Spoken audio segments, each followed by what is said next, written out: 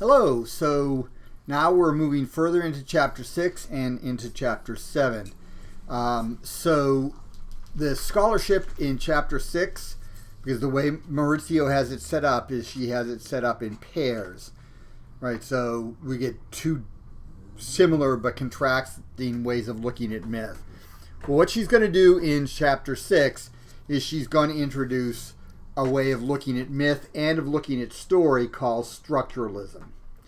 Now, structuralism developed as a literary technique from structural linguistics, which was developed in the early 20th century by Ferdinand de Saussure. It works pretty much as follows, that language in itself has no meaning. Like individual words have no meaning. They only have meaning in context to other words. And basically, words tend to get meanings from pairs of opposites. So good versus bad. So good has meaning in that it's the opposite of bad, right? So that's sort of the idea behind structural linguistics. In the scholarship for chapter 6, we have Simon Goldhill's introduction to his translation of the Oresteia, the three plays that end with the Eumenides, in which he explores how things can be structurally organized as a way of looking at the Oresteia. So, for instance, you have blood guilt that the Furies represent versus civic justice, which Apollo and Athena represent. You have male versus female. You have old versus new, right? So Apollo and Athena are new gods versus the Furies, who are older gods. So there are lots of sort of ways you could do that. Structuralism can often reveal a lot that sometimes even authors don't realize is in their work. So I especially like this particular section from chapter 6. The comparison section 6.3 has got good points in it, but I think it's also sort of a weak section for Maurizio. So the main figure is a figure called Neith, who is an Egyptian goddess. The ancient Greek historian Herodotus, who wrote around the 450s BCE, claimed that Athena and Neith were basically the same goddess but under different names. And Herodotus also claimed that the Greeks got their sense of God, like what made a god and such, from the Egyptians. So there's definitely sort of a reason for making that connection. Now, there is a scholar named Maurice Bernal who wrote a 4-volume, I think the 4th volume came out a few years ago, called Black Athena, in which he looks at evidence which he suggests in the past was discounted, but he wants to count that would claim in effect that Athena is really Neith, or an African god that came into Greece at some point and then became Hellenized. You know, I read some of Bernal's stuff. Sadly, there aren't any libraries in the metro area that have more than one volume. So I did look at that one volume, but it was like the 2nd volume. So I didn't get his introduction. I didn't get his conclusions, but got sort of a section where he had a lot of evidence. Some of that evidence it's worth considering, but it's possible that he overstates the case. The problem in this section with regard to Maurizio is the non-Greek work that she puts in as a comparison is a selection from a work called the Cosmogonies of the Temple of Esna. Esna was the city that Neith was the patron goddess of. And Neith does appear in that, but I would argue that the Neith that we see in the Cosmogonies of the Temple of Esna is actually closer to a Gaia figure. She's much bigger and different than Athena. So it's not really a good match if you want to make that case. But the fact that the Greeks believed it, I think, says a lot, and I think we do have to take that seriously. The final part of section 6, the Nachleben section, I think is the weakest point in the entire book by Maurizio. It's called Athena as Political Allegory. And she looks at the Statue of Liberty and statues in France to Liberté and to the Republic and so forth that are classically themed. The problem is there was a Roman goddess called Libertas. In fact, the Romans had lots of goddesses actually, that were named after abstract concepts. Libertas, because it ends in an S, because it ends in A, like this tas, is a feminine noun. Therefore, libertas, or liberty, or freedom, is a feminine and therefore realized as a goddess figure. Because that concept's already there, we don't need Athena sort of introduced. Now, Athena, of course, is a female doing a male's job, right? She's basically in the public sphere. But again, the Romans were big on taking abstract ideas, most of which were feminine nouns, they had feminine endings, and then turning them into goddesses. And so I think this is a stretch. I don't think it has anything to do with Athena personally. And the figure of Marianne is even more so. So Marianne was a figure who I believe was intended to represent the entire country of France. So this is basically La Belle France, beautiful France, embodied as a person. And whom did the people in the 18th century, choose to embody France?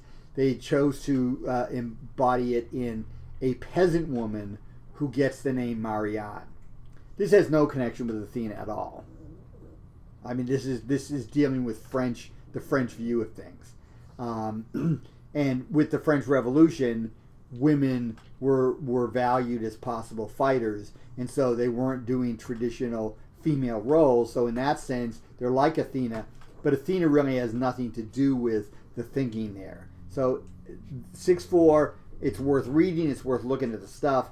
I think Maurizio's arguments are really on thin ice in this section, more so than anything else in the book. With chapter 7, we move on to Hermes and Hestia. And of course, it doesn't focus on Hestia, it focuses on Hermes. Now, there are two scholars that are mentioned who argued that each of the Olympian gods had a special quality that really sort of typified them as opposed to the others. One of the scholars argued that joy, so the defining quality of Hermes is joy. The other declared that the defining quality is movement. This is a guy on the move. He's always swift and he's always moving. If I had to choose the two, I would choose movement, simply because Hermes is associated with roads, he's associated with travel, he's the messenger god, he is always on the move. And he is contrasted to Hestia, who is the goddess that represents the home and the hearth. In other words, she doesn't go, she doesn't move, but Hermes does. So if I had to choose between the two, but I don't see any reason why both don't apply. Hermes is a figure who takes great delight in things, and he seems to be a less mean-spirited god than some of the other gods sometimes are. Now, the Herms. There's a section where they're going to talk about this thing called the Herms.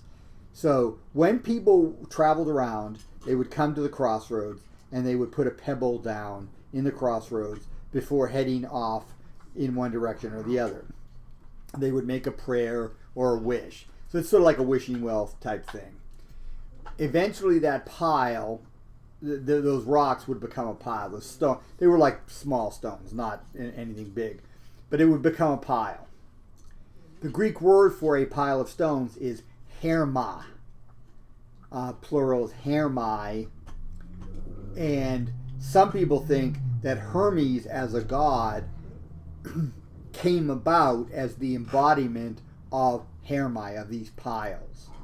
What some translators call Hermes Hills. Now, what happened with the Hermi, the Herms, was that instead of just being a pile, eventually they became imagined as a monolith, so like a rounded monolith, on top of which was a head. And that was called the Herm. In the front of this Herm was a male phallus that's usually shown as erect. Now you can find some Herms in the plaza in Kansas City, but those Herms do not have the phallus in front. So obviously, they didn't want to shock people and horrify children by showing some guy's junk on these monuments. But these Herms were a big deal in Athens. They were all over the city. They were seen as something like garden gnomes or statues of Mary that people put in their gardens to basically bless their gardens so that there's fertility. I think the erect phallus is also a way of basically telling people who do not belong to F off, right? Because, the male member is sometimes seen as a weapon, and so that sort of fits. So these Herms, were sort of a big thing. Like most people had one of these in their garden. And in 416, there was a big controversy when some youth gang went around the city and basically knocked off the phalli on these Herms throughout the city. And it was a big scandal. And a political figure who was a sort of young guy named Alcibiades. He was a young up-and-coming politician. He was very smart. He was a great general. I like to think of him as sort of like an ancient Greek Bill Clinton. But he had a reputation for being wild. And this mutilation of the Herms incident, whether he was involved or not, and I don't know that he was. I don't know that there was ever any evidence for sure that he was. But people thought he was. That pretty much ruined his career. And the big piece of literature for chapter 7 is the Homeric hymn number 4, To Hermes. This features Hermes as a one-day-old infant. And as a one-day-old infant, he's involved in thieving, lying, and cutting deals. He steals Apollo's cattle. He creates a lyre, right, which is a musical instrument. He lies to the tortoise that is going to serve as the shell for the lyre. He tells, boy, it's dangerous outside. You should come inside, where it's much safer. And then he kills the tortoise and then uses the shell to make the lyre. He also lies when he's caught by Apollo and says, I'm just a baby. I don't know anything about cattle. Do I look like a rustler? Because I'm only a little baby in diapers. So I don't know what you're talking about. And then when he goes to Zeus with Apollo drags him to Zeus. He lies to Zeus. He actually swears on something saying, I'm telling the truth, and then he tells a big fat lie. Now Zeus thinks it's funny, partly because Apollo is a very serious god, and I think he likes the fact that this little baby has really ruffled Apollo's feathers. So that seems to be why Zeus likes it. But what ends up finally happening is he breaks out the lyre, he plays a tune on the lyre. Apollo loves that so much, and we know that Apollo is associated with the lyre, that he basically cuts a deal with Hermes. So Hermes fulfills, he's a god associated with thieving, he's a god associated with being a trickster, he's associated with making deals because he's a god associated with business. And the main thing for Hermes, he's the god of roads and travel. And who travel on the roads? Businessmen going from city to city, but also highwaymen who rob those guys when they're on the road. So both of them, in a sense, would be praying to Hermes at the same time. So Hermes is an interesting god. He's a trickster god. Every culture has trickster gods or trickster figures. But what's different about Hermes and the Greeks is the Greeks seem to like trickster figures. I mean, so Hermes is actually a well-beloved god, which is not true for all tricksters. Loki, the Norse trickster god, is not a beloved figure, but rather he's a figure who is seen as dangerous. So it depends on the culture whether the figure is going to be seen valuable or not. And the Roman god Mercury, they take Hermes, but they sort of tame Hermes somewhat in the Roman version, and he becomes more a god of business and less sort of a trickster god. So, at any rate, that's the reading for this week. That stuff. The Gold Hill is great. I mean, it's well written. It's well argued. I think you'll like that. The Neith. I think the introduction to the passage is very good. Once we get into the passage, I don't really see how that shows that Athena and Neith are that connected. I mean, maybe there were other passages, but she didn't get to those. Athena's political allegory, I think that Maurizio just, she had her pattern and she figured she needed to follow that pattern. Sadly, I think this was a mistake. There are some artworks of Athena that were done in the Renaissance and later. I think she would have done better to have focused on one of those, showing how Athena, called by the Roman name Minerva, how that worked. And the Homeric hymn number 4 is a delight. I mean, it is a delightful poem. It's a delightful story. It's fun to read.